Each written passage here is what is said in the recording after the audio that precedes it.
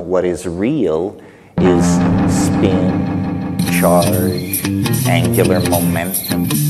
None of these things are very rich concepts for a living human being. Who knows what any of these things are?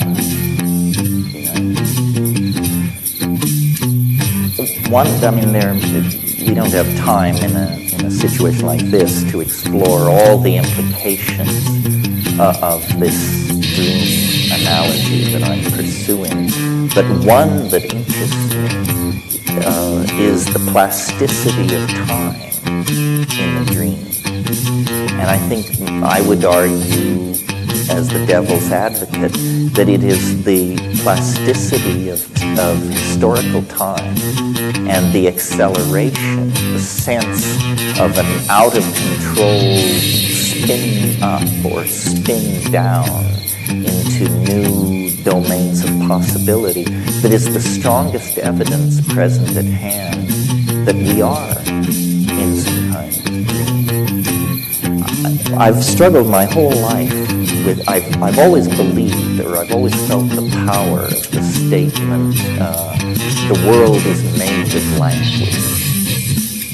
But of course, you think about this proposition for 30 seconds, and the question that arises then is, if the world is made of language, then why isn't it the way I want it to be? You know, why does it have this prepotent momentum for its own, it has its own raison d'etre, even if it is language.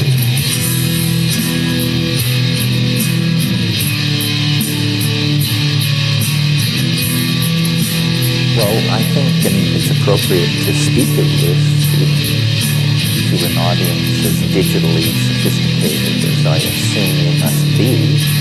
I think the primary insight that has been secured here at the end of the 20th century, primary contribution of 20th century thinking is to have understood finally that information is primary, that this world, this cosmos, this universe, this body and soul are all made of information. Information is a deeper and more primary concept than space, time, matter, energy, charge, spin, angular momentum. The world is made of language. The implication for the digerati is that reality can therefore be hacked. If reality is made of language, then what we're saying is that it's code. And if it's code,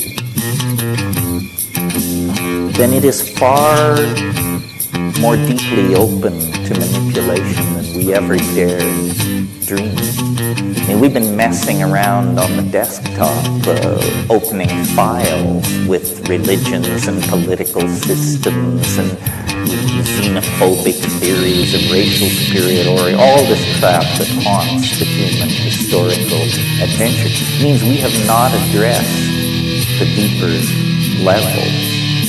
And in thinking about this and the relationship between human culture, I have realized that cultures are like operating systems. We are like hardware. The human animal is a piece of biological wetware / hardware. And it has been, we know, pretty much as we confront it today for at least 140,000 years. At Classis River cave mouth in South Africa, they have excavated Homo sapiens skeletons, 100,000 years old, and that person could have sat in the front row here tonight and nobody would have batted an eyebrow.